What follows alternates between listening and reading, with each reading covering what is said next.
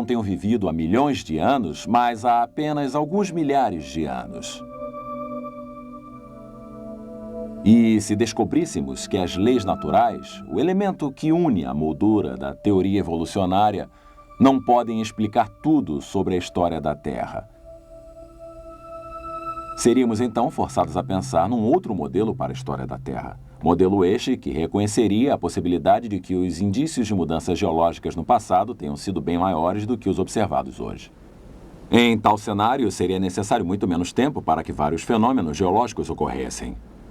Teríamos então todos os ingredientes para concluir que a Terra, na verdade, é bastante jovem. Há, porém, alguma evidência científica publicada que desafia a visão evolucionista de uma Terra antiga e apoia a visão de uma Terra jovem? O cientista Dr. Robert Gentry, enquanto trabalhava no Laboratório Nacional de Oak Ridge, no Tennessee, descobriu isso. Evidências publicadas que põem em dúvida o longo período de existência da Terra. Em 1977, a Rede de Comunicações de Pesquisas publicou um relatório especial de descobertas sobre os resultados das publicações científicas do Dr. Robert Gentry, caracterizando suas implicações conforme segue. Leis físicas atuais podem não ter governado o passado.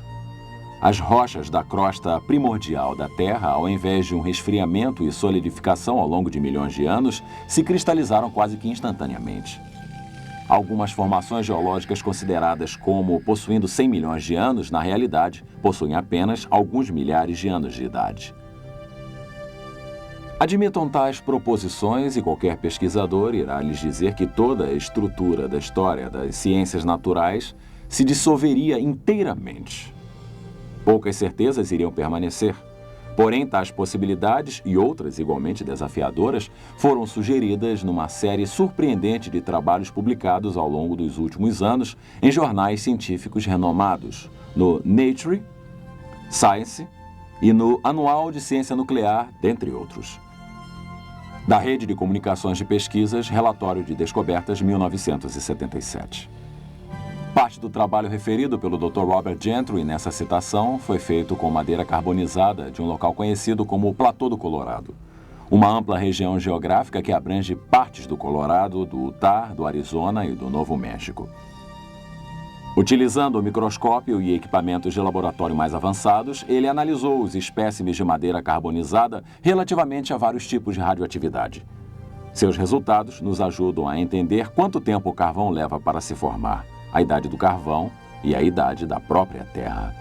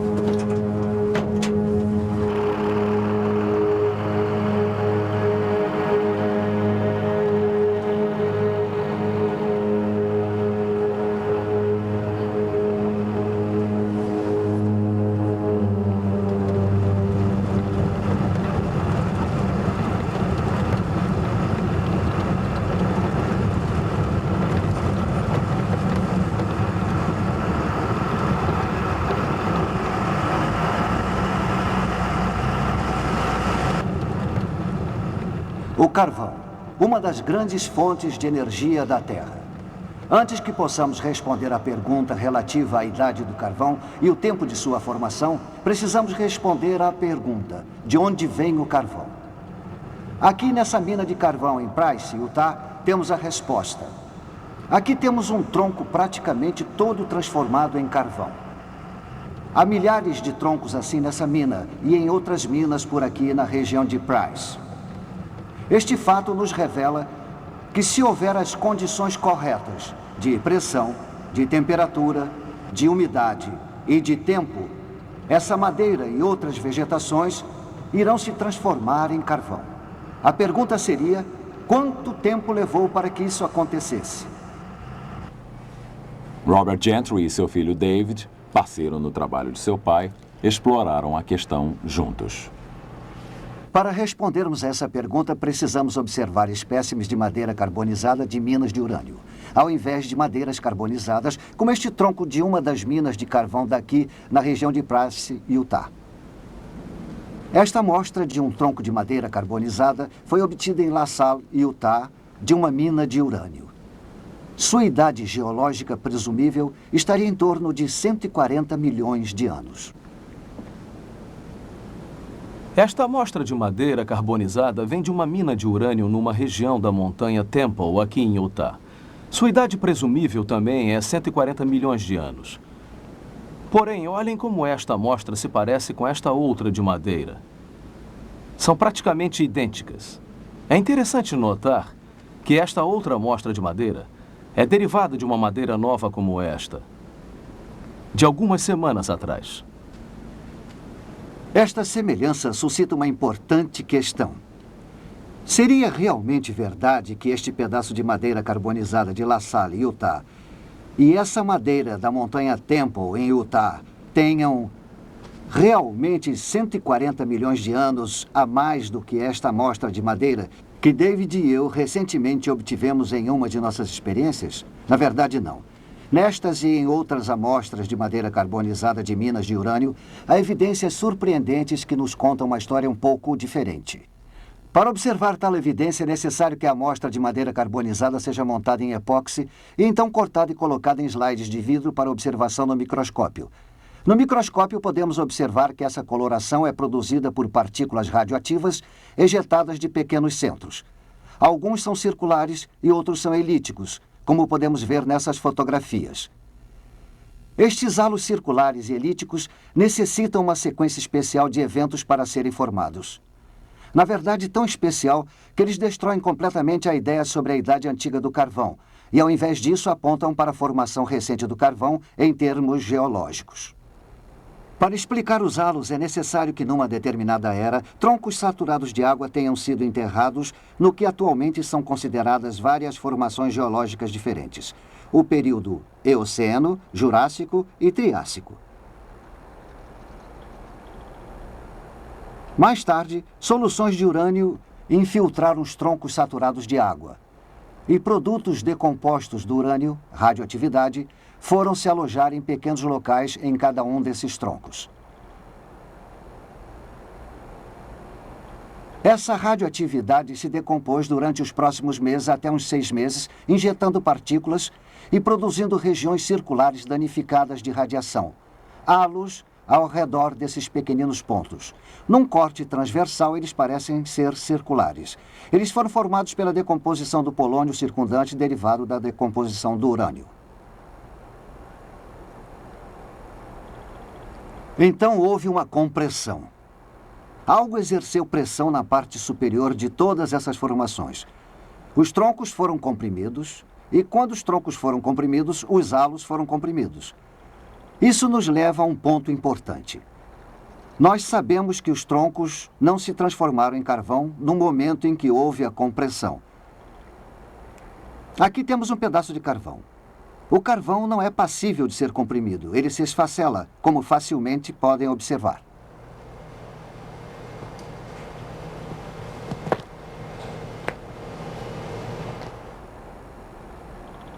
Toda a informação que vimos até agora indicaria que tais eventos foram simultâneos em todas essas formações geológicas. Mas existe ainda mais evidência disso. Quando o urânio penetrou a madeira, ele deixou alguns de seus produtos decompostos a partir do momento em que penetrou na madeira. Eu medi tanto a quantidade de urânio nesses troncos carbonizados e também a quantidade de chumbo, o produto decomposto. Assumindo que a decomposição de urânio para o chumbo tenha sido uniforme, uma suposição que iremos discutir mais tarde, chegamos à conclusão de que todos os troncos foram enterrados juntos recentemente. Mas quão recentemente? Em 1976, eu publiquei meus resultados dos estudos realizados com esses troncos no exemplar de 15 de outubro de 1976 da Science. Eis aqui o que escrevi nesse relatório. Tais valores extraordinários relativos à proporção de chumbo-urânio admitem a possibilidade de que ambas, a infiltração inicial de urânio e a carbonização, possam possivelmente ter ocorrido ao longo dos últimos milhares de anos. Em outras palavras, eu estava sugerindo que o carvão pode ser formado de maneira bastante rápida em termos geológicos, o que contradizia o pensamento convencional acerca da formação do carvão. Qual foi a reação da comunidade científica a esses novos dados? Eu recebi uma carta do professor Rafael Kasman, da Universidade Estadual de Louisiana, alguns meses após, datada de 27 de janeiro de 1997. Caro Dr. Gentry, eu venho pacientemente examinando a seção de cartas da Science desde a publicação feita pelo senhor e por seus colegas a respeito de seus achados sobre os radiohalos. O silêncio é surpreendente. Eu acho que pode ser interpretado como um silêncio de estupefação.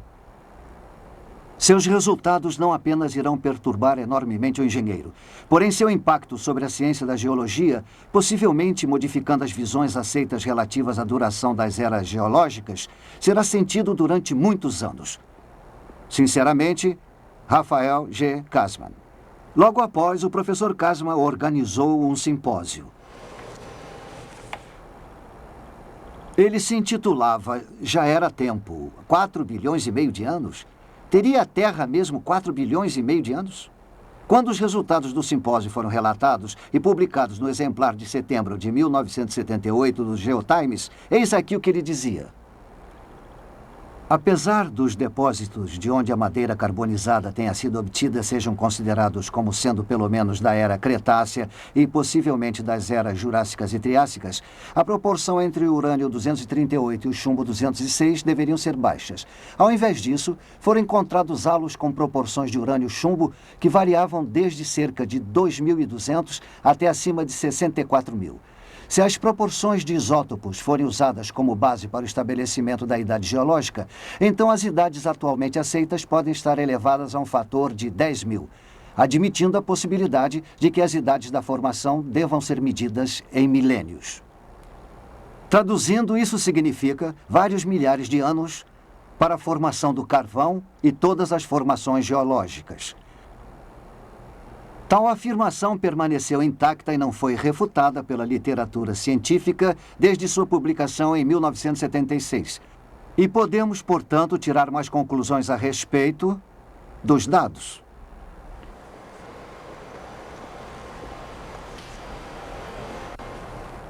Os geólogos assumiram que a era Eocena tenha ocorrido há 60 milhões de anos, a Cretácea há cerca de 110 milhões de anos, a Jurássica há cerca de 160 milhões de anos e a Triássica há cerca de 225 milhões de anos. Porém, os resultados que apresentamos contradizem tal informação, demonstrando, no entanto, que houve o sepultamento coletivo de todas essas formações há alguns milhares de anos. Tais resultados levam à origem e a idade do carvão onde for encontrado. Baía do Monte Catherine, Austrália. Não distante dessa área costeira, com seus marcos geográficos de montanhas planas, há um objeto de extremo interesse geológico. Uma árvore antiga. Os restos fossilizados dessa árvore podem ser vistos se estendendo ao longo de 3,5 metros de camadas sedimentares entre dois veios de carvão que aqui se encontram. Há anos, quando uma companhia de mineração escavou as camadas revelando a árvore, o fundo da árvore poderia ser visto estendendo-se para baixo, para a parte inferior da bacia. Desde essa época, a parte inferior da árvore se partiu e até agora a árvore, apesar de seu tamanho reduzido, se estende através de camadas que os geólogos normalmente consideram como tendo levado centenas de milhares de anos para se acumular. Porém, tais camadas não poderiam ter demorado um tempo tão longo para se acumular, porque a árvore teria apodrecido antes que os sedimentos tivessem tempo para se acumular ao seu redor. E então, esta árvore é o testemunho mudo para seu catastrófico sepultamento de pelo menos 2 sequências de depósito de cinzas vulcânicas. Como indicam as evidências, a árvore provavelmente foi enterrada numa série de erupções vulcânicas ocorridas em sequência num curto espaço de tempo. Talvez similar ao sepultamento catastrófico de milhares de árvores no Monte Santa Helena, no estado de Washington. Porém, se o carvão se formou rapidamente, esperamos encontrar locais onde os geólogos encontraram grandes dificuldades para explicar sua origem através do lento acúmulo da vegetação. Então vamos observar de perto as evidências para a formação do carvão conforme ocorre nessa espetacular bacia hidrográfica do rio Powder em Wyoming e Montana. A mina aberta de carvão Amex Eagle Beauty, perto de Gillette, Wyoming, expõe as vastas reservas de carvão que se tornam visíveis através do método de minas com faixas abertas utilizado aqui. A mina Eagle Beauty se compõe de camadas de carvão ou veios com espessuras que atingem 40 metros. A mina Eagle Beauty faz parte de um veio de carvão bem maior, conhecido como Bacia do Rio Powder. Essa reserva gigantesca de 16 mil quilômetros quadrados, situada entre as montanhas Black, a leste de South Dakota, e as montanhas Big Horn, a oeste, se estendem ao norte para o rio Yellowstone, em Montana, e ao sul para Casper, Wyoming. A imensidão dos depósitos de carvão da bacia do rio Powder atraiu a atenção dos geólogos durante décadas. Tal interesse foi documentado no principal exemplar da revista Earth, em maio de 1993. O artigo Carvão do Rio Powder, Enigma Geológico, Dilema Ambiental, que incluía as seguintes afirmações. Os veios de carvão do Rio Powder são extremamente espessos e não toldados por outros materiais. Geralmente, sedimentos não desejados, tais como barro, são despejados nos depósitos antes que os veios de carvão se tornem espessos. Porém, o carvão do Rio Powder se acumula em imensas faixas, algumas com mais de 65 metros de espessura. Esses veios se estendem por enormes distâncias, seguindo bacia acima e abaixo. Tem centenas de quilômetros de comprimento. Tem 80 quilômetros de largura, diz James McClurg, um geólogo da Universidade de Wyoming. Não são pequenos depósitos de 1 ou 2 acres, são coisas imensas.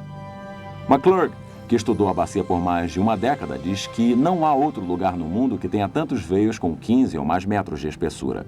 Porém, a bacia do Rio Powder não é apenas uma fonte de recursos econômicos. Para os geólogos, ela é também um intrigante enigma científico. Os geólogos vêm estudando a bacia há mais de um século, essencialmente para responder a uma pergunta frustrante: como os veios se tornaram tão maciços? Ou mais precisamente, por que os veios não diluíram pelo influxo de barro e de outras impurezas antes de se tornarem espessos? Conforme diz McClurg, como é que as coisas permaneceram constantes para que se tenha 65 metros de carvão? A gênese de qualquer tipo de carvão requer uma sequência precisa de eventos, no entanto. Se não houver todos eles, não se obtém o carvão, explica McClurg. E para obtermos veios com mais de 65 metros de espessura, com baixa impureza e com pouco enxofre, é um feito surpreendente. Ele acrescenta: seria como se colocássemos uma venda, rodopiássemos e atingíssemos o centro de um alvo 100 vezes seguidas. Então, se o carvão não se formou lentamente, há alguma experiência de laboratório que demonstre que ele pode se formar rapidamente? Nesta demonstração, Robert e David Gentry começam a responder essa pergunta. Anteriormente, pegamos e colocamos um pedaço de madeira como este num tubo de aço. Adicionamos água.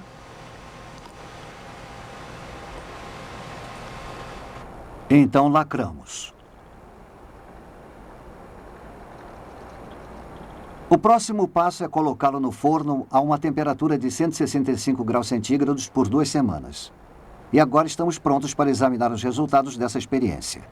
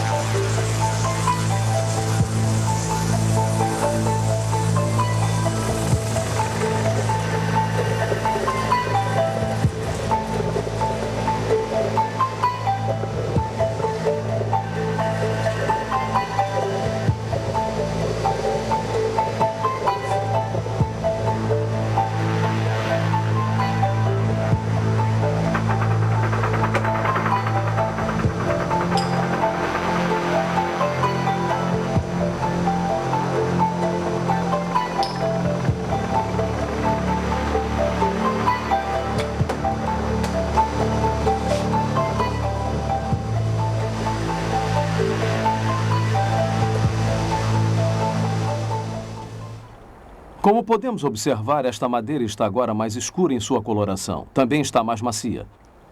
Uma reação química entre o vapor e a madeira sob pressão fez com que tais mudanças ocorressem. Esta amostra ainda não é carvão, mas na realidade o processo de transformação em carvão foi iniciado. A questão é, o carvão irá ser o resultado obtido se essa experiência ou uma variação se prolongar por um período mais longo?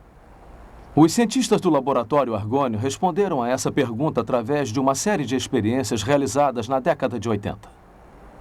Um dos primeiros relatórios acerca de seu trabalho foi publicado na revista Notícias de Química e Engenharia, no exemplar de 21 de novembro de 1983. Na página 42 da revista, lemos a seguinte citação. Químicos do Laboratório Nacional Argonne conseguiram criar um tipo de carvão artificial de materiais naturais existentes. O processo é bem menos complicado do que era anteriormente imaginado ser necessário e fornece um novo entendimento acerca da estrutura do carvão e de como alterá-la. Posteriormente, quando o relatório foi publicado no jornal científico Geoquímica Orgânica, o jornal inglês de ciências Nature informou o sucesso que obtiveram ao realizarem tal experiência. Na página 316 do jornal Nature, de 28 de março de 1985, lemos o seguinte.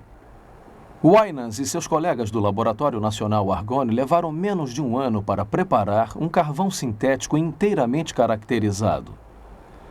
O material que produzem não pode ser distinguido do carvão verdadeiro através de todas as técnicas aplicadas até o momento, e sua síntese suscita muitas questões interessantes a respeito da química do carvão. Para entender seus resultados, vamos primeiramente falar sobre a estrutura básica da madeira. Os dois principais componentes da madeira são celulose e lognina. A lognina age basicamente como um agente de união para as fibras da celulose. Diversas variações da experiência de Argonne foram realizadas, porém a fórmula de sucesso combinava lognina e barro com o calor. Cerca de 150 graus Celsius na ausência de oxigênio. Durante um período de aproximadamente 8 meses, o carvão artificial foi produzido. A rapidez através da qual o carvão se forma quando o vapor interage com a madeira sob pressão nos leva a indagar. Poderia o vapor ou a água quente também produzir a rápida transformação de matéria orgânica em petróleo? Um artigo Água a Água por toda parte, publicado no exemplar de 20 de fevereiro de 1993 da revista Notícias da Ciência, responde a tal pergunta. Pesquisadores da Exxon descobriram que a água exercia um papel essencial na formação do petróleo. Esforços para sintetizar o petróleo não obtiveram sucesso até que água muito quente foi adicionada ao veículo reator contendo a amostra de rocha. Quando isso foi feito, uma camada de petróleo foi encontrada na superfície da água no final da experiência. Tal resultado prova que há um caminho alternativo para a produção de petróleo na Terra, com a água superaquecida representando um papel determinante. O artigo indicava que essa descoberta poderia entrar em choque com as ideias estabelecidas sobre a formação do petróleo. Na verdade, no entanto, outros acontecimentos naturais já estão indo de encontro a teorias convencionais. Por incrível que pareça, certos pesquisadores aqui na Universidade Estadual de Oregon publicaram relatórios demonstrando evidência de formação de petróleo atualmente na bacia Guayamos, no Golfo da Califórnia. Atualmente no Golfo da Califórnia, numa profundidade de 2.000 metros do nível da água, há um depósito de sedimentos orgânicos derivados de algas marinhas e outras fontes orgânicas. Abaixo do depósito, a água superaquecida está sendo pressionada para cima de uma profunda fonte de calor através desses sedimentos. O petróleo está sendo formado pela interação de sedimentos orgânicos com a água superaquecida. Esse petróleo hidrotérmico da bacia de Guayamos, na verdade, não pode ser distinguido do petróleo cru retirado de poços perfurados em outros locais na Terra. A implicação de tal descoberta não pode ser superestimada. A possibilidade existe de que a gênese dos reservatórios de petróleo cru abundantes através do mundo talvez seja explicada por um processo hidrotérmico similar ao que acontece na bacia de Guayamos. Porém, ao invés de uma dispersão aberta de petróleo diretamente para a água do mar, um sistema fechado poderia facilmente ser visualizado onde um reservatório de petróleo cru poderia ser coletado. É concebível que um grande dilúvio universal tenha sido essencial na produção das enormes reservas de petróleo do Oriente Médio e de outros locais. A vasta quantidade de vegetação coberta por tal inundação, misturada a uma água superaquecida, como a detectada na bacia de Guayamos, poderia produzir petróleo nos volumes que vemos hoje em dia. Dependendo das condições de sepultamento, a matéria orgânica se transformaria em petróleo ou em carvão. Há algum modelo em nossa história que incorpore essas características? Um modelo que permita a formação das grandes reservas de carvão e de petróleo da Terra num período mais curto de tempo do que previamente se estimava ser possível? Que tal um modelo baseado no registro da história da Terra fornecido em Gênesis? A Bíblia descreve a Terra sendo criada há cerca de 6.000 anos. Uma terra originalmente coberta por vegetação viçosa e depois devastada por um dilúvio universal cerca de 1.700 anos mais tarde. Essa escala de tempo certamente se encaixa com todas as descobertas científicas que citei. E, igualmente de forma assertiva, a água cobriu um dia a nossa Terra. Em 1927, Noel Odell descobriu fósseis marinhos de conchas localizados perto do topo do Monte Everest. Montanhas surgindo das águas é como a Bíblia descreve o fim do mundo pelo dilúvio. De acordo com essa descrição, as conchas próximas ao topo do Monte Everest não são uma surpresa. E o carvão e o petróleo? Seriam eles um resultado da devastação rápida e do sepultamento da vegetação por um dilúvio universal? Se for, que dilúvio universal poderia ter causado este sepultamento tão rápido? A Bíblia fala de fontes das profundezas vindo à tona e menciona erupções vulcânicas e de bacias oceânicas pré-diluvianas. Isso é significativo, porque pesquisadores do oceano recentemente encontraram uma área no soalho do Oceano Pacífico com uma concentração de mais de 1.000 vulcões.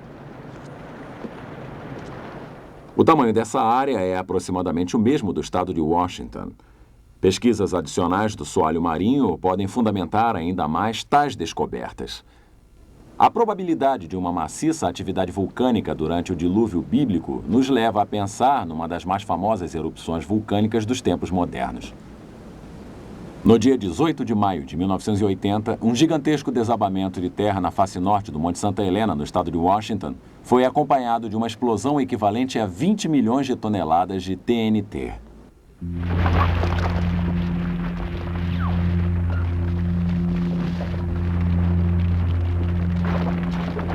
Essa explosão transversal de vapor superaquecido, cinzas vulcânicas e de pó demoliu mais de 240 quilômetros quadrados de florestas, quebrando árvores gigantescas como se fossem palitos. Os escombros do deslizamento de terra mergulharam no Lago Spirit, criando um colossal canal que cobriu a parte lateral da montanha a mais de 270 metros acima de seu nível antes da erupção. Uma espessura de 100 metros de novos sedimentos foram jogados no lago, fazendo com que seu nível de superfície ficasse 80 metros mais alto do que antes da erupção. Um número maciço de árvores arrancadas pela explosão foram levadas para o Lago Spirit através do gigantesco canal. A força catastrófica da água acumulando-se e levando consigo enormes quantidades de vegetação pode ser vista aqui. Os troncos que flutuam no Lago Spirit representam apenas a metade de seu volume original, porque a outra metade submergiu para o fundo. Se o Monte Santa Helena tivesse entrado em erupção debaixo d'água, enormes ondas, centenas de vezes maiores do que o canal do Lago Spirit, teriam feito com que o material da erupção fosse levado por grande parte da Terra antes de se acomodar. Se milhares desses vulcões estivessem ativos, podemos começar a imaginar o efeito destrutivo que um dilúvio universal poderia causar na topografia da superfície da Terra. Isso nos leva a perguntar: poderia um dilúvio universal, conforme descrito na Bíblia, ser capaz de explicar outros fenômenos geológicos, tais como o Grand Canyon? Alguns geólogos de bom grado acreditariam que os depósitos sedimentares foram assentados há milhões de anos. Mas o que querem que acreditemos não é absolutamente verdade. Acontece que a geologia do Grand Canyon se adapta a um modelo baseado na ocorrência de um grande dilúvio universal. Numa tentativa de se saber de onde vieram as águas do dilúvio, para onde foram depois do dilúvio e que acontecimentos geológicos ocorreram durante o dilúvio, procuramos Dr. Walter Brown, ex-chefe de estudos científicos e tecnológicos na Universidade de Guerra Aérea e um professor assistente da Academia da Força Aérea dos Estados Unidos. Seu desenvolvimento da teoria da hidroplaca fornece ao subsídio que desvenda muitos mistérios acerca do dilúvio e seus efeitos. Podemos ver em nosso planeta 17 características estranhas que agora podem ser sistematicamente explicadas com o resultado de uma inundação global cataclísmica, cujas águas surgiram de câmaras subterrâneas com uma liberação de energia que excederia a explosão de 10 bilhões de bombas de hidrogênio. Essa explicação nos demonstra com que velocidade as grandes montanhas são formadas. Ela explica os depósitos de carvão e de petróleo, o rápido afastamento continental, porque os soalhos marinhos possuem valas e centenas de desfiladeiros e vulcões. Ela explica a formação da camada estratificada e os registros de fósseis, as chamadas eras glaciais e os principais desfiladeiros em terra, principalmente o Grand Canyon. A era pré-diluviana provavelmente era constituída de um enorme supercontinente contendo uma vegetação viçosa, mares, rios e pequenas montanhas. De acordo com a teoria da hidroplaca, a era pré-diluviana possuía uma grande quantidade de água subterrânea, mais ou menos a metade da que hoje em dia temos em nossos oceanos. Esta água ficava em câmaras interligadas, formando uma fina casca respiradora, mais ou menos uns 800 metros de largura, talvez uns 16 quilômetros abaixo da superfície da Terra. O aumento da pressão na câmara de água subterrânea expandiu a crosta acima. É uma pressão exuberante, que é quando a pressão interna aumenta. A falha na crosta começou com uma rachadura microscópica que cresceu em ambas as direções, quase a 5 quilômetros por segundo. A rachadura, seguindo o caminho da menor resistência, circulou o globo em mais ou menos 2 horas. Enquanto a rachadura corria pelo globo, a crosta acima se abriu com um rasgão num tecido extremamente esticado. A água subterrânea sofria uma enorme pressão por causa do peso de 16 quilômetros de rochas pressionando sobre ela. Então a água explodiu violentamente para fora da ruptura. Os cálculos demonstram que, ao longo dessa rachadura que circundava o globo, fontes de água saíam em jatos supersônicos a mais de 30 quilômetros para a atmosfera.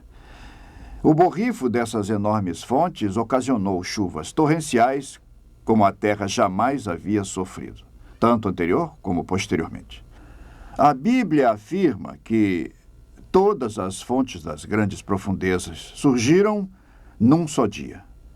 E ela descreve tais acontecimentos há cerca de 4.500 anos atrás, o que agora podemos reunir cientificamente numa ordem de causa e efeito com a teoria da hidroplaca. As fontes das profundezas e a expansão do vapor produziram ventos violentos. Parte da água saindo em jatos acima da gélida estratosfera congelou, e cristais de gelo causaram enormes tempestades de neve, enterrando, sufocando e instantaneamente congelando vários animais.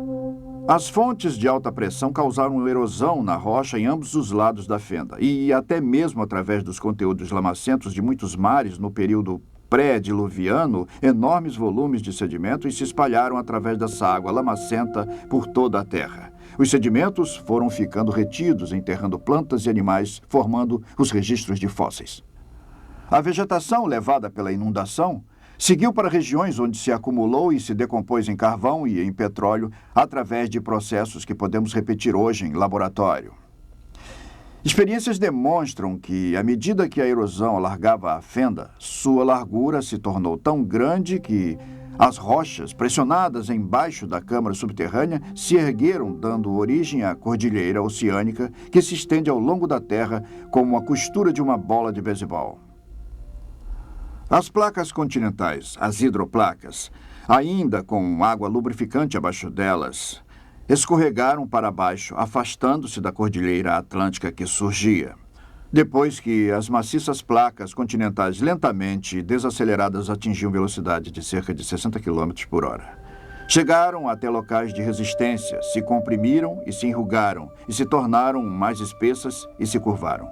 As partes das hidroplacas que se curvaram para cima formaram montes, as que se curvaram para baixo formaram valas oceânicas. E é por isso que essas características são geralmente paralelas às cordilheiras oceânicas de onde deslizaram.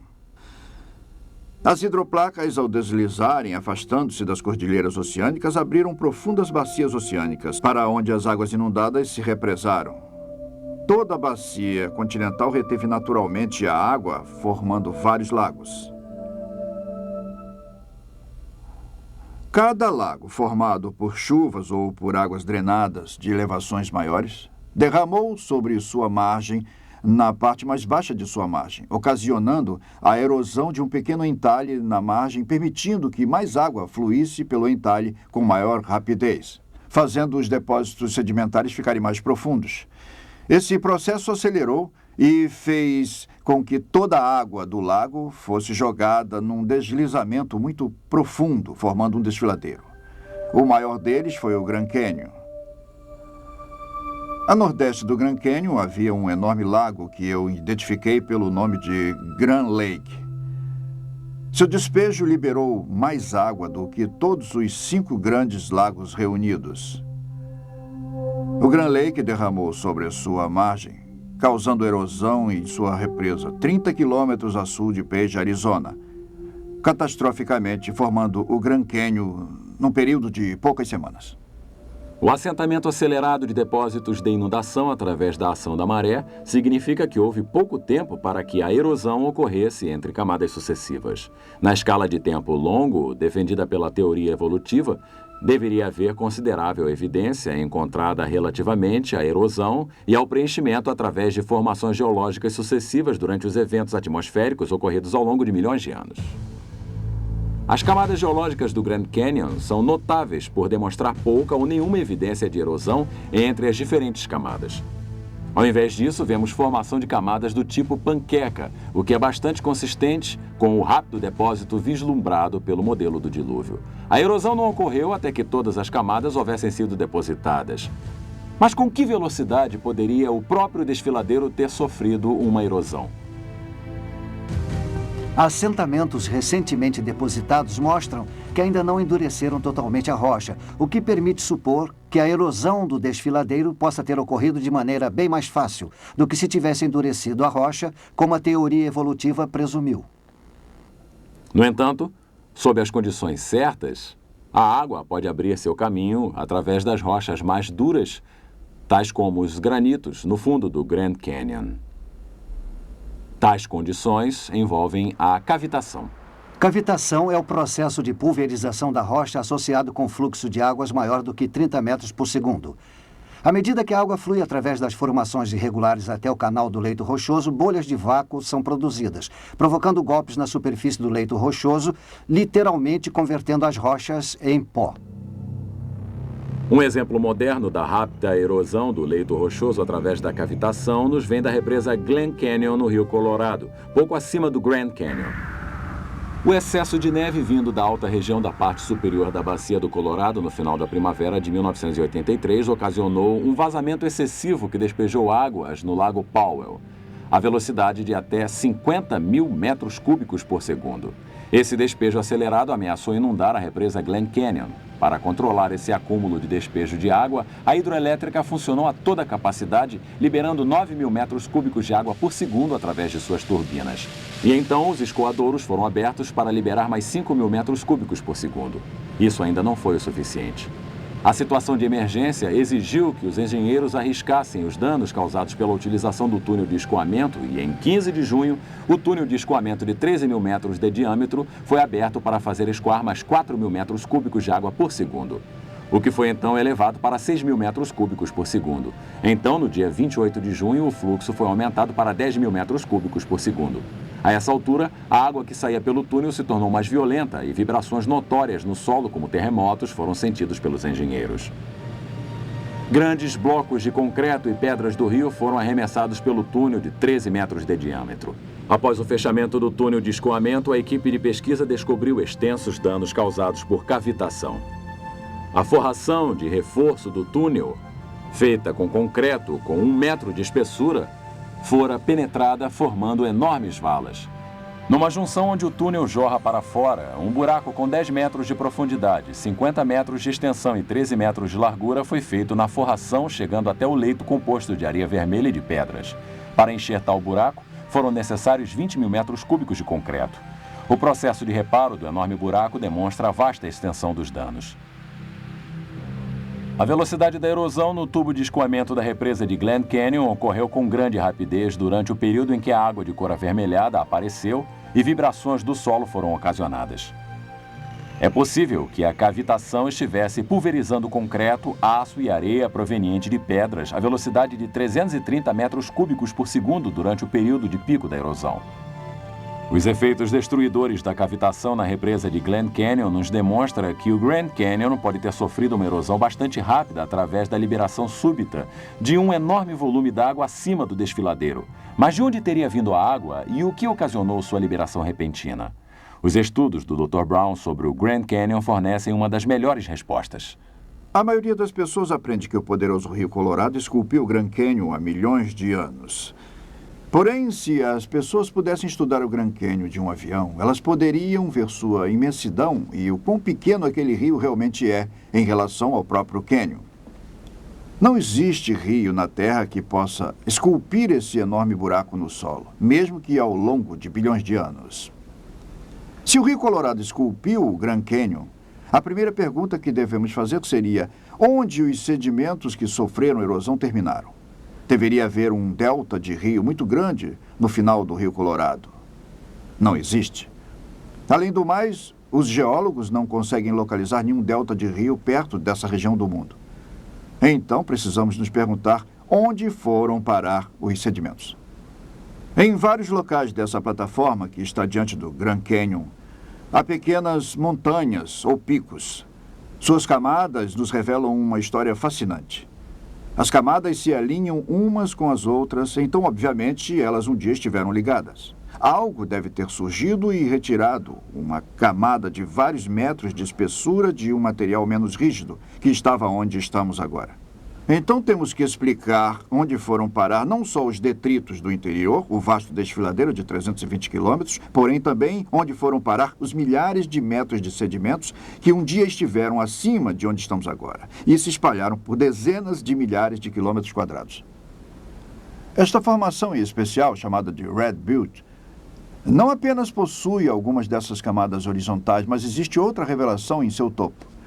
A camada superior é de derramamento de lava, e a lava só derrama morro abaixo. Portanto, a um determinado momento, a terra que circundava a parte do topo desse pico deve ter sido ainda mais alta. Então, novamente, onde foram parar os sedimentos? O Grand Lake inundou e causou erosão catastrófica em sua represa, formando o Grand Canyon a sudoeste, num período de poucas semanas. Um outro grande lago pós-dilúvio que os geólogos reconhecem como tendo existido perto daqui seria o Hope Lake. À medida que o Grand Lake catastroficamente transbordou, eu acredito que tenha causado erosão na margem oeste do lago Hope, fazendo com que ele também transbordasse. Onde foi parar todo o sedimento? Foi levado para a região sul do Arizona, parte da Califórnia e Nevada rapidamente. As evidências que apoiam o dilúvio mundial descrito pela Bíblia há cerca de 4.300 anos estão aumentando. Quanto ao Grand Canyon, o dilúvio explica como as camadas sedimentares foram rapidamente depositadas enquanto as águas subiam, e como rapidamente sofreram erosão à medida que a água baixava. Nós também vimos onde foram parar os sedimentos. E assim como observamos provas do rápido sepultamento de vegetação pré-diluviana para produzir o carvão e o petróleo que temos hoje, veremos agora evidências fósseis do sepultamento rápido de formas de vida pré-diluvianas. De fato, as mais surpreendentes provas do depósito rápido de sedimentos da inundação vêm de fósseis bem preservados encontrados em certas regiões da Terra. Talvez as melhores provas fósseis do sepultamento rápido de plantas e da vida marinha esteja no sudoeste do Wyoming, no Monumento Nacional Fossil Butte. Durante os últimos 100 anos, cientistas e colecionadores particulares coletaram milhares de fósseis totalmente conservados para a ciência no interior do monumento. Aqui mesmo em Fossil Butte, existe uma surpreendente coleção diversificada de fósseis de tartarugas, folhas de palmeiras, crocodilos, folhas, insetos, galhos com frutos ainda intactos. Existem até fósseis de arraias, cujo esqueleto e cartilagens sabemos que se desintegram rapidamente, provando que todas essas formas de vida foram enterradas de maneira realmente rápida. Mas isso não é tudo. Talvez a mais espetacular evidência do sepultamento rápido de todos os fósseis dentro do monumento sejam os bilhões de mais de 20 espécies de peixes. Esta rocha de lava que está no centro de visitantes do monumento, que mede cerca de 3 metros por 1,5 metros, demonstra de maneira vívida alguns exemplares de tal número. De maneira espantosa, muitos dos peixes não apenas retiveram todo o seu esqueleto, porém seus dentes, suas delicadas escamas e a pele também. O vasto número de fósseis em Fossil Butte apresenta para os geólogos evidências para a solução de vários mistérios. Com 2 títulos, Condições Ideais para a Criação de Fósseis e Mistérios Não Solucionados, o catálogo do Serviço Nacional de Parques sobre Fossil Butte revela as contradições que resultam quando utilizamos uma escala de tempo de antiguidade para explicar o sepultamento rápido. De um lado, especula sobre a existência de um lago onde muitos animais e plantas provavelmente tenham morrido de morte natural. Por outro lado, as evidências nos forçam a concluir que, em diversas ocasiões, um enorme número de peixes foi morto repentinamente. A publicação equaciona essas diversas ocasiões de sepultamento rápido pela precipitação de carbonato de cálcio, a camada primária de rochas que envolve os fósseis ano após ano durante centenas de milhares de anos. Este é um cenário realmente inacreditável. Que essa enorme quantidade de peixes tenha se reproduzido num curto período de tempo para ser varrido por uma catástrofe subsequente, aproximadamente 1 ano depois, e que isso tenha se repetido por centenas de milhares de vezes. Os paleontólogos deveriam ter notado há muito tempo a falácia de tal cenário. Pelo menos se não houvesse outro motivo, observando a bela folha de palmeira totalmente preservada, porque simplesmente as palmeiras não crescem na água e suas folhas não são arrancadas por brisas. Somente uma catástrofe de enormes proporções pode ser responsável pelos fósseis totalmente preservados de Fossil Butte. As rochas que lá existem são como a maioria das rochas do Grand Canyon, primariamente compostas de carbonato de cálcio. Todas tiveram uma origem comum: a erupção de gases vulcânicos com lodo sendo arremessado da bacia dos oceanos pré-diluvianos. Essa base comum, unida às evidências de depósito rápido e ao sepultamento, nos revelam simplesmente que Fossil Butte e o Grand Canyon seriam originários do mesmo acontecimento avassalador, a catástrofe do Grande Dilúvio Universal. Mas haveria alguma outra evidência confirmatória de que Fossil Butte tem apenas a idade do dilúvio? A resposta é sim. Os geólogos repetidamente identificaram o sítio geológico de Fossil Butte como pertencente ao período Eoceno, que eles imaginam tenha ocorrido de 50 a 60 milhões de anos. Porém, já vimos através de meu estudo sobre madeira transformada em carvão que o período Eoceno se encaixaria no quadro da Era do Dilúvio Universal, somente há alguns milhares de anos. Não há dúvida de que o acontecimento total de Fossil Butte se encaixe no quadro de um dilúvio universal e de uma Terra com idade ainda jovem. E ainda mais, nem tudo foi enterrado no primeiro dia do dilúvio. As águas subiram durante 40 dias. Animais terrestres suficientemente grandes para sobreviver durante parte desse período deixaram registros surpreendentes de seus esforços para escapar das águas que subiam. Tal registro é encontrado no carvão e é realmente fascinante.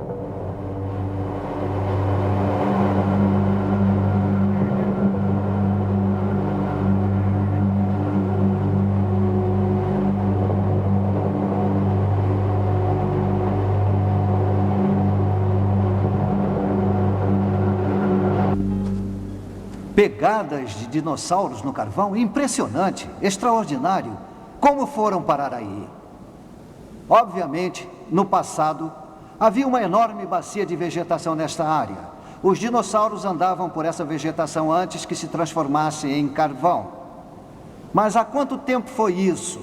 Qual a idade dos dinossauros? É isso que nós queremos saber. Essa outra pegada de dinossauro nos conta a história. Está aqui num desses troncos carbonizados, na mina de carvão em Price, Utah. Na verdade, está apenas a 33 metros de distância do tronco carbonizado que vimos anteriormente. Por isso sabemos que, seja qual for a idade do tronco carbonizado, os dinossauros seriam da mesma idade.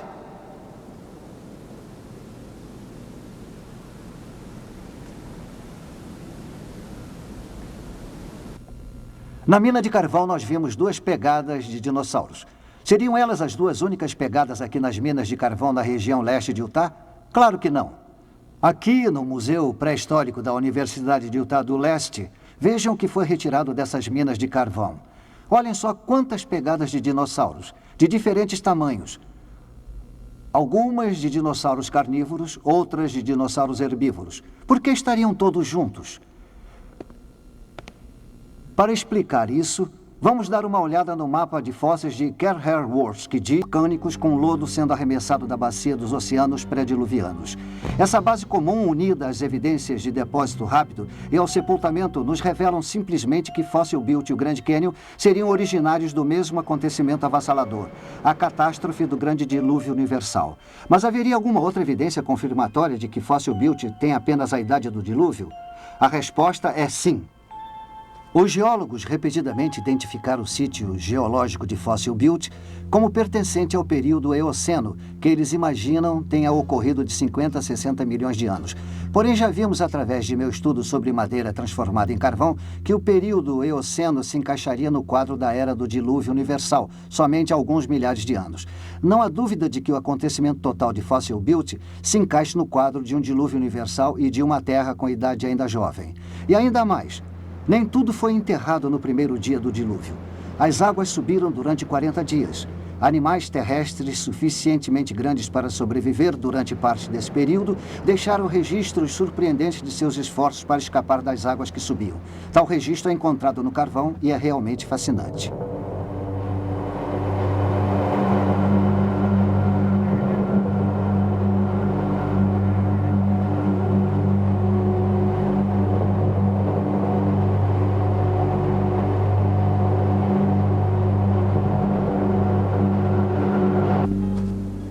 Pegadas de dinossauros no carvão? Impressionante, extraordinário. Como foram parar aí? Obviamente, no passado, havia uma enorme bacia de vegetação nesta área.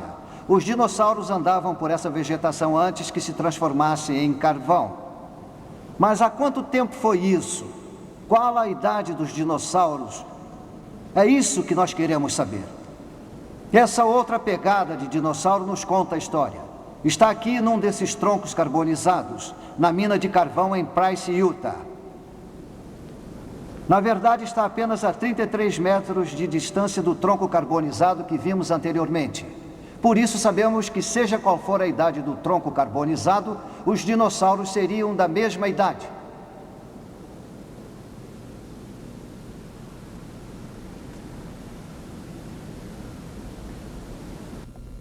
Na mina de carvão, nós vimos 2 pegadas de dinossauros. Seriam elas as 2 únicas pegadas aqui nas minas de carvão da região leste de Utah? Claro que não. Aqui, no Museu Pré-Histórico da Universidade de Utah do Leste, vejam o que foi retirado dessas minas de carvão.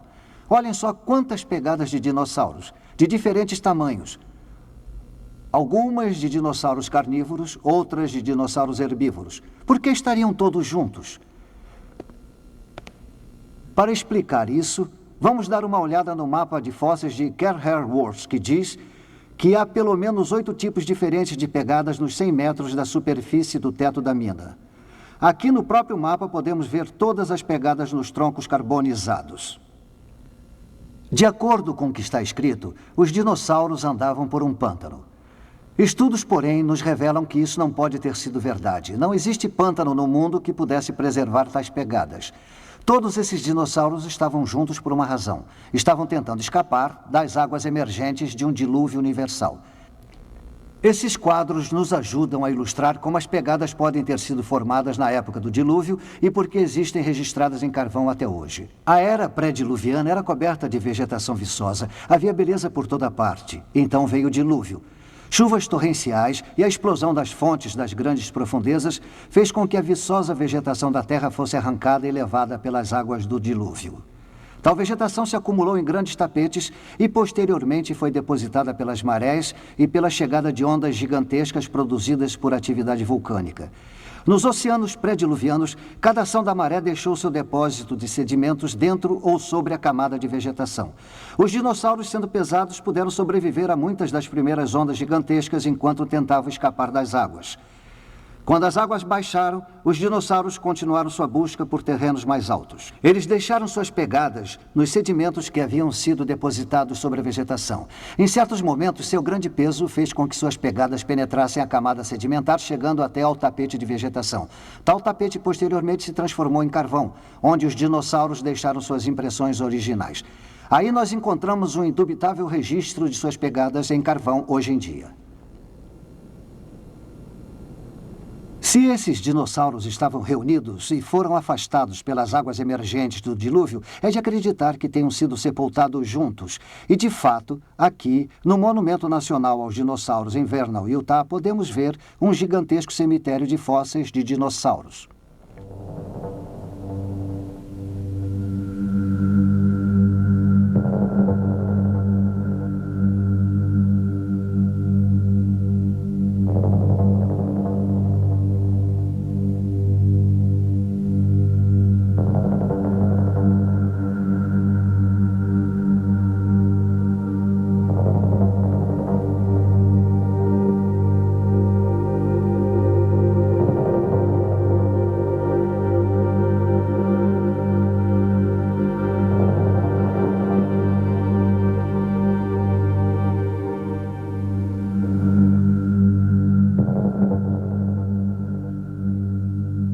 Vamos tirar algumas conclusões acerca da idade dos dinossauros e da idade dos peixes encontrados no Monumento Nacional de Fossil Butte. Aqui no Monumento Nacional aos Dinossauros, há uma placa que diz que esses ossos de dinossauros têm a idade de 145 milhões de anos, a chamada Era Jurássica. Porém, sabemos que isso não pode ser absolutamente verdade. Vocês lembram de nossos resultados a respeito da madeira carbonizada? Ali nós encontramos o desmoronamento das eras geológicas. A Era Eocena, a Cretácea, a Jurássica e a Triássica. Nós descobrimos que todas elas estariam reunidas há apenas milhares de anos. Os fósseis de peixes no período Eoceno, os dinossauros nos períodos Cretáceo, Jurássico e Triássico. Tudo isso é descartado para ter acontecido há apenas alguns mil anos, durante a época do dilúvio universal. Essa evidência coloca em dúvida toda a teoria evolucionista acerca da origem e do desenvolvimento da vida. Mas alguém pode perguntar, a ciência não provou que os dinossauros viveram há centenas de milhões de anos? É exatamente o contrário, segundo as novas evidências descritas pelo Dr. Andrew Snelling, da Fundação Ciência Criacionista da Austrália. Este exemplar, de 19 de maio de 1995, do Jornal da Ciência, tem uma foto de uma abelha envolta em âmbar. Ela é similar ao espécime de abelha em âmbar dominicano que nós temos aqui. Os geólogos diriam que ambos os espécimes têm entre 25 e 40 milhões de anos de idade, mas isso seria um grande problema para eles, porque eu consegui extrair bactérias do abdômen da abelha, bactérias vivas. Esses resultados apoiam achados anteriores sobre mais de 100 tipos de bactérias de outros insetos. Algumas delas foram encontradas em dinossauros. Até agora, os cientistas evolucionistas achavam que tais bactérias eram devido à contaminação de laboratório. Eles não podiam acreditar que as bactérias pudessem sobreviver por dezenas ou centenas de milhões de anos.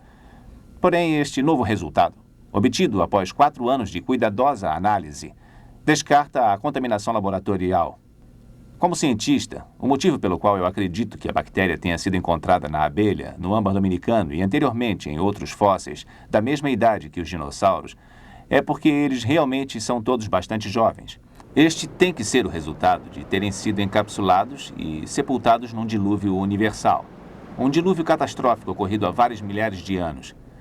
Tudo isso está de acordo com as evidências sobre a pouca idade do carvão e do petróleo, conforme já vimos. E, claramente, estaria consistente com a visão de que as várias formas de vida encontradas na natureza seriam originárias dos eventos supernaturais criacionistas ocorridos há cerca de uns 6.000 anos. A essa altura, alguns podem indagar como é que esse resumo surpreendente poderia ser conciliado com a visão evolucionária da história da Terra.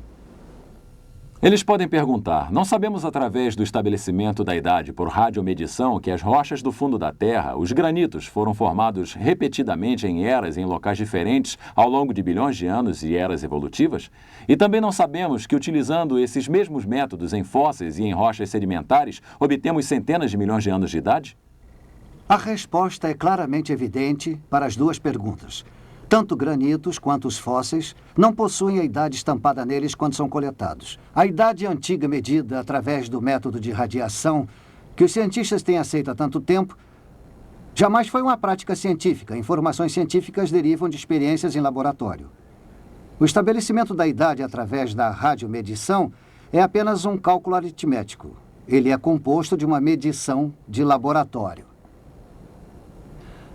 A quantidade de chumbo dividida pela quantidade de urânio. Ambas as quantidades são obtidas no laboratório. A outra variável é supostamente uma constante. Ela assume um índice constante de decomposição.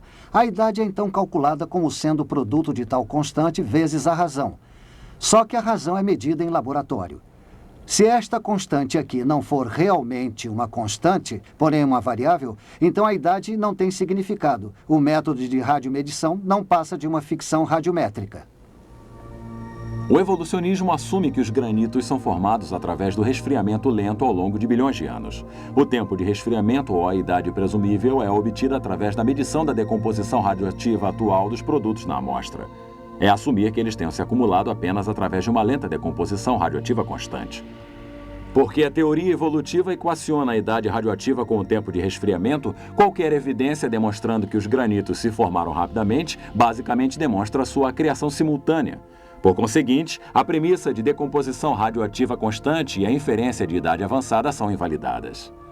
E, de fato, há evidências científicas de sua criação simultânea.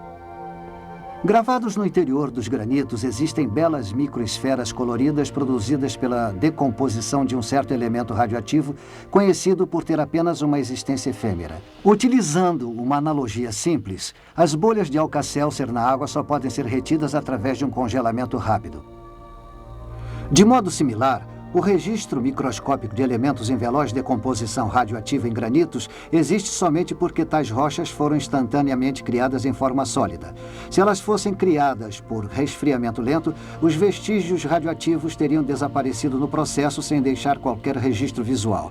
Este registro da criação instantânea é encontrado em granitos por todo o mundo. Além disso, sua existência em granitos de várias idades radiométricas diferentes demonstra que foram todos criados ao mesmo tempo. Isso faz desmoronar todo o fundamento das eras geológicas.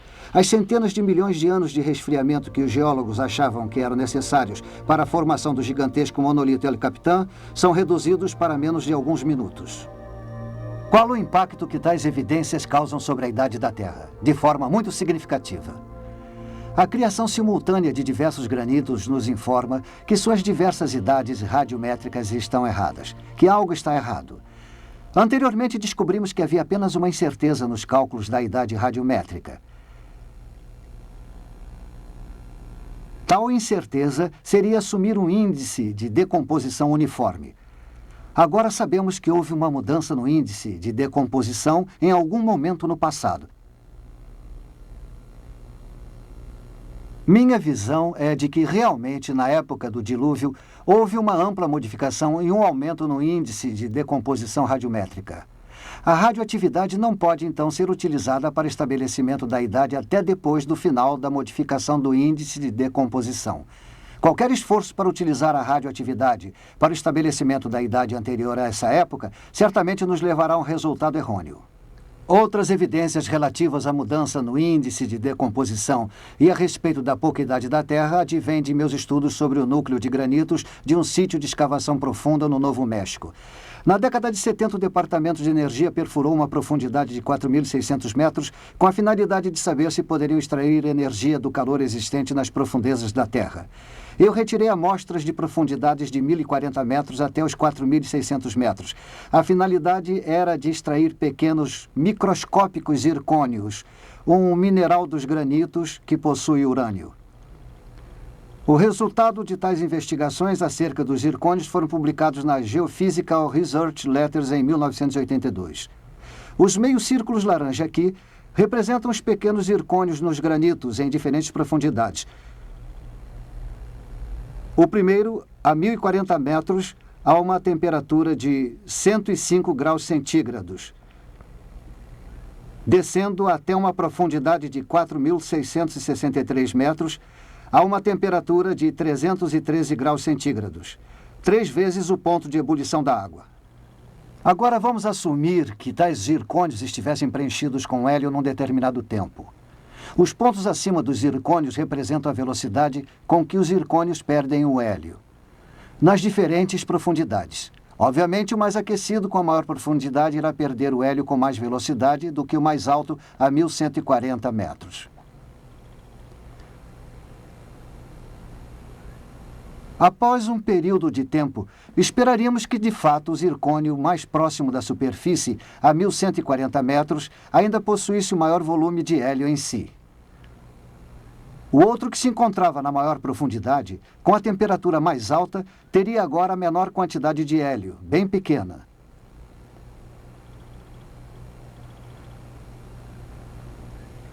Este último quadro demonstra os verdadeiros resultados da experiência, que não encontramos hélio nos zircônios que se encontravam nas maiores profundidades. Nós encontramos algum nas primeiras 3 profundidades, até 197 centígrados. Vamos parar um instante e ver se entendemos o que estaria acontecendo. O hélio estava sendo gerado à medida que o urânio se decompunha nos zircônios. Então, a quantidade de hélio nesses zircônios em diversas profundidades nos diz algo a respeito do tempo em que os granitos existem a essa temperatura em particular. O resultado físico real da experiência é apresentado no próximo quadro. Eles só serão significativos se fizermos uma comparação entre o que esperávamos encontrar se de fato a Terra tivesse 4,5 bilhões de anos. Pelo que vimos anteriormente, a quantidade esperada de hélio, se a Terra tivesse 4,5 bilhões de anos, seria somente uma quantidade pequena. O que temos aqui é uma estimativa, uma aproximação. Há tantas variáveis relacionadas a algo que supostamente tenha uma idade tão antiga que não podemos ser muito precisos. Nós, no entanto, sabemos que deveria haver uma pequena quantidade, porque o hélio, um elemento que se decompõe do urânio, escapa com muita velocidade à medida que a temperatura aumenta. Porém, o que realmente encontramos nas experiências foi hélio nos zircônios, diminuindo, porém ainda presente a uma temperatura de 197 graus centígrados.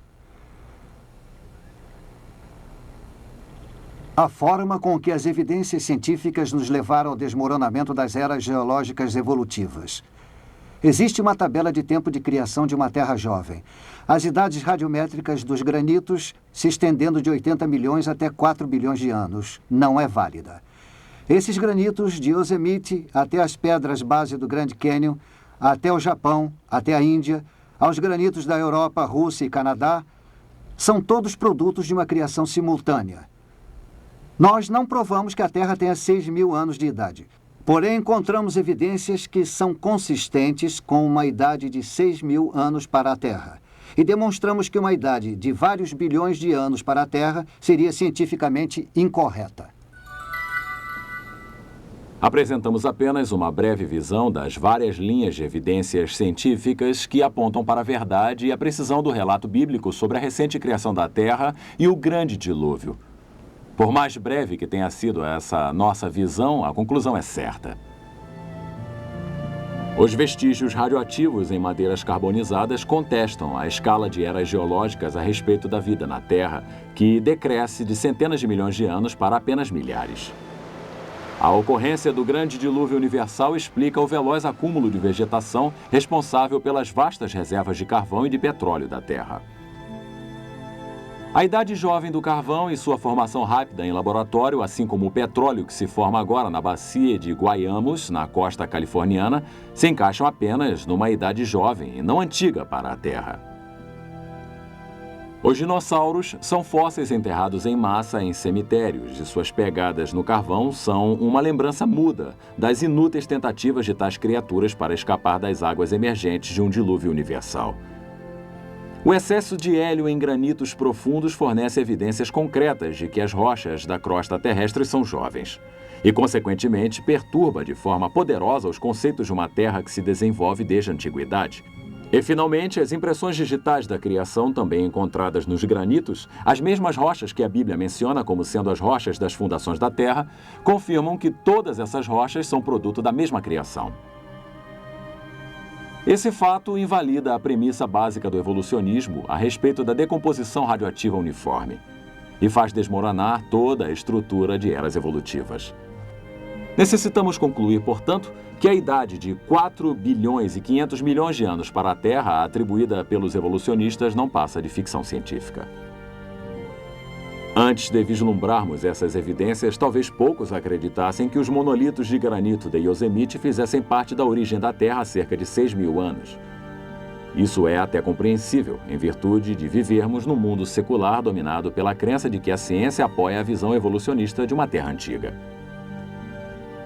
Porém, agora que as provas a favor do criacionismo de uma Terra jovem expuseram o erro fundamental do evolucionismo, nos damos conta de que sempre houve uma ponte ligando a ciência com a criação bíblica. Por que não reconhecemos isso antes? Parece que ficamos ofuscados pela ideia de que poderíamos explicar toda a história da Terra através das leis naturais que atualmente vivenciamos. Esquecemos que os poderes criativos infinitos de Deus estão muito além da nossa limitada compreensão do universo e das leis que o governam. Portanto, as coisas que se encaixavam ao evolucionismo foram enfatizadas de tal forma que parecia que a lei natural realmente explicava tudo. As coisas difíceis que não podiam ser explicadas eram colocadas de lado. Tínhamos a tendência de esquecê-las, esperando que algum dia pudessem ser resolvidas. O que deixamos de admitir para nós mesmos é que muitas dessas coisas difíceis eram, na verdade, impossíveis de serem explicadas dentro do arcabouço da evolução. E que, na verdade, eram evidências, quer para a criação ou para um dilúvio universal. As evidências apresentadas nos dão motivos para repensar nossas crenças em origens baseadas em dados científicos válidos. Claramente, o sistema de crenças que abraça todos os fatos científicos que apresentamos é o registro da criação fornecido em Gênesis e repetido por Moisés em Êxodo 20:11. Porque em 6 dias fez o Senhor os céus e a terra, o mar e tudo o que neles há. E ao 7º dia descansou. Assista também o vídeo As Impressões Digitais da Criação, onde são apresentadas provas científicas de que a Terra foi criada em um curto período de tempo, refutando a teoria de que a Terra tenha sido formada ao longo de bilhões de anos através de eras evolutivas.